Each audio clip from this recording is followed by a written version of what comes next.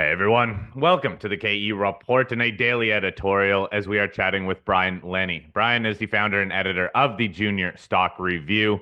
We are chatting with Brian off mic about development plays, really trying to isolate the ones that have some upside from where they're currently trading and really figuring out the sector here where, look, a lot of projects, gold, silver, copper, these projects that are more advanced at these higher metals prices, especially the gold projects, but even some of these copper projects with copper holding fairly significantly above $4, economics look better on a lot of these. But quite frankly, not all these companies have money and not all of them have the easy streamlined pathway to production or even getting something built. I know Brian focuses a lot on development, more advanced assets, and we got talking about different companies. We're going to spend this whole segment talking about Hot Chili, this project, this company that has been brought up on our show before by a number of different commentators.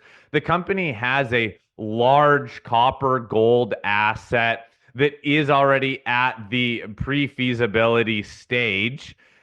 But they also have a different angle to water rights that could be used potentially by some other more advanced or equally advanced projects in the area. So, Brian, let's get you in here for a bit of an overview here on Hot Chili, the company. Yes, they have this advanced asset, but these water rights keep getting brought up on our show. So, give us your investment thesis here, please.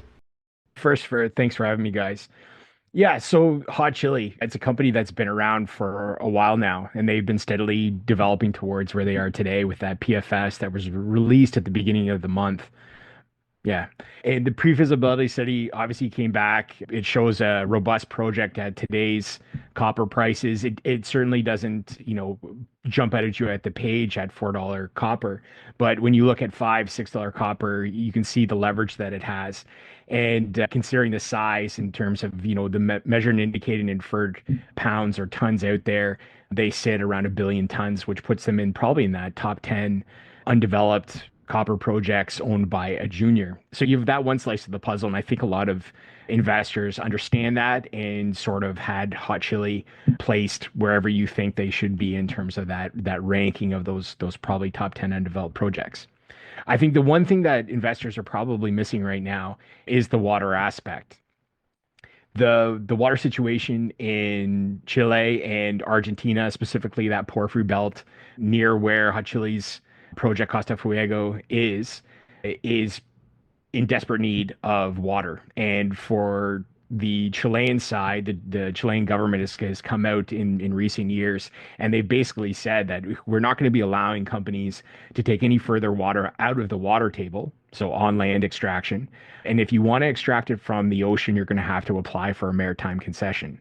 And those maritime concessions aren't easy to get. They've released or they've given 2 permits in the last 13 years, and one of those permits was to Hot Chili. And sort of looking back in retrospect, what a strategic move it was for management to sort of start that process so early on in the process. And of course, they solidified their marker, and I think have solidified probably the only water rights that are going to be given in that area. So essentially, those companies that need water extraction are going to have to go through them to get it. And I think this is a really good position to be in, and especially depending on how you want to look at that moving forward.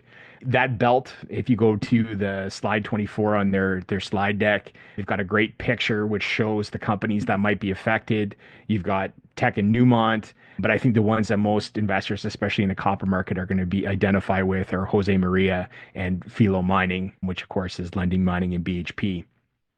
These potential mine sites in the future are going to require water to probably come from Hot Chili's source, and they're going to have to sign a deal. And whatever that looks like in terms of offtake in the future, I don't know. And I don't know when it necessarily happens. But to me, given the scoping study that Hot Chili has put out on their water business, which is called Huasco Water, which they own 80% of, you're looking at a project that has about a 19% IRR on the capital that's upfront to get to that, 1,000 plus liters per second project, which is based off a two-stage process. And to me, those you're going to see over the next maybe 6 to 12 months, this become a bigger or more public thing with either offtake agreements being signed or more talk about these companies having to find water from somewhere. And having been in Argentina just recently, seeing Abersilver's Doblilos mine, again, there was a lot of talk about water and specifically about these projects in the high Andes and the talk about bringing water pipes, from across the Argentina coast and what that would mean. But the fact remains is I think that the most economically viable and feasible way of doing it is again coming from that Chilean coast and bringing it across to these projects that are located on the Argentinian side. And to me, this is one of those things that really separates Hot Chili from the other junior developers out there, especially given the fact that their share price has fallen to a $60 million market cap. And there's a few other reasons that I can get into if you want me to about why I think Hot Chili's share price or valuation should be going higher in the months ahead. Well, Brian, that's exactly where I wanted to go because when I look at the market cap around 62 million for Hot Chile, and I just look at the economic study for just the copper and gold, it's way undervalued. But if you think about the water business and the potential for offtake agreements, I mean, shoot, the that could underpin way more than the market cap. Just the water could be the most valuable commodity of all is agua. But let me ask you, from a standpoint of getting positioned in this company, where do you think a fair valuation will come in? Or I guess what is the sequence of events or steps that would have to happen for a re-rating to happen in this stock? Because right now investors are clearly hitting the sell button. You're hitting the buy button. Why? Okay, so it's a great question. And so I see multiple things in Hot Chili's favor right now. First, we already talked about the water. And to me, I think when the market starts better understanding the water situation in Chile and Argentina, I think that Hot Chili quickly becomes more recognized for the underlying value that they have.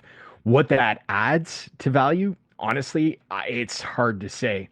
If you talk to management at Hot Chili, they want to point to Antofagasta's deal. Antofagasta sold an existing water plant, desalination plant, plus a permit that allows that plant to increase in volume. They sold that to a water infrastructure company, and they sold that for $650 million. I do not see a direct translation into how that applies to what Hot Chili has and their what they're permitted for in terms of value. But I would just say there's value there, and you can sort of take any sort of metric you want and you can drastically reduce it and say, okay, maybe it's worth 10% of that or 5% of that. And then when you consider Hot Chili's market cap is 60 million, you quickly see that you could potentially justify half of Hot Chili's market cap just in this roundabout figure of saying that the comparison of the Antofagasta's deal is $30 million. Now, I don't think you necessarily have to do that, and I don't count on it. I'm just saying that there's a ton of value there, and I think that there's going to be a gap closed once the market better understands this. Second to this, and probably more straightforward to most of the investors out there, is their discovery at La Verde. La Verde is a project that they've consolidated probably over the last 5 or 6 years. I think Christian had mentioned in conversation. They finally got to drilling it at the Q4 of last year. They've started to hit some great results at surface that's, above the grade, like over a 0.5% copper equivalent at surface, which to me, when you look at the PFS for the existing Costa Fuego project, you see how, or to me anyways, it fits in with production if this thing continues to expand. Again, the mineralization's at surface, it's a higher grade. So if let's say you made this a consolidated project and you're trucking ore from La Verde to Costa Fuego, you can see that higher grade helps take care of that trucking cost, and then you're basically putting it into the processing circuit more or less the same economic grade as what you're taking from Costa Fuego. And really what it does is it pushes that underground development further out into the future. And I think what that does again is increase the NPV of the underlying project. And that's only magnified by depending on what they actually end up outlining at La Verde. Again, you can look at the sort of footprint of what they've already outlined. And I would say, you probably have 100 million tons there already, maybe 200. And again, we're waiting for those next round of drill results to sort of tell us or give us a better picture of what they found there and found at surface so far. So they've really just scratched the surface from that point of view. And again, this is a $60 million market cap company. You start comparing it to other explorers out there or even the developers, and you see the difference in share price and valuation. And again, I think when people better understand that, they see the opportunity, and I think that gap closes. By how much, that's going to be sort of a subjective thing and probably depends a little bit on where that copper price is and what people are looking at in the future in terms of where it's going. But to me, those 2 points alone to point towards a higher share price for Hot Chili from this point on. And I would give it a fairly high probability of occurring. Brian, who do you see as in the driver's seat here? Because let's face it, these water rights, they sound very dependent on other companies coming to them to make a deal. And with a declining share price, this is not a very pretty chart just this year, let alone over the last couple years. You would think that some of these companies might sit back, be almost predatory in a sense, if there is so much value in this water. But they do have this drill program. Fine, I get that, but it's not a huge drill program. So, in terms of maybe what more the company can do to force the hand of other companies, because in all fairness, I've seen these stories before where there seem to be a lot of catalysts. The company has certain aspects that other companies need, but if they don't push or force the other companies to take part or have to make a deal, share prices can keep on drifting and money can keep leaving the company's bank account. So what more could Hot Chili do here to make something happen sooner rather than later? That's a very fair question to ask, and it's something that I've asked myself. Again, I think it's sort of multi-pronged. I don't necessarily. Well, I would say Hot Chili is, no matter how you look at it, it is in the driver's seat. I don't think that the Chilean government is going to be releasing any more maritime concessions in that area. I think these companies are going to have to go through Hot Chili, and I don't think going across Argentina and piping something is going to be feasible. That said, you're right. Then it becomes a matter of when. And when is, I can't really answer that. But what I would say is this: you look at the companies there, whether it's Filo and Jose Maria, or maybe another junior like ATEX, whose shareholders should probably be asking, well, what are you going to be doing about water? Because without it, it's really worth nothing. And so I think the pressure, while there's pressure on Hot Chili considering what their market cap is, how vulnerable they could be to a hostile takeover or something like that, I think the shareholders and analysts and everybody else that are investors in these other companies have to be asking themselves, well, when is a deal going to get done? Most prices around the world have only been going up, which means that a water deal today is probably going to, or potentially cheaper than it is, a year, 2 years down the line. And so I think for companies that are serious about developing and start to hear and get pressure from their own shareholder base and from analysts that cover their stock, I think that becomes more of a catalyst to get something done. And again, like these bigger companies, I don't think they necessarily mess around too much. And waiting can sometimes be a better play for, waiting for a deposit to be de-risked and brought onto a plate for them, permitted and ready for a construction decision. But with this water play, I don't see it that way. I think this is something that they're going to want to solidify as quickly as possible, especially given the world we live in today.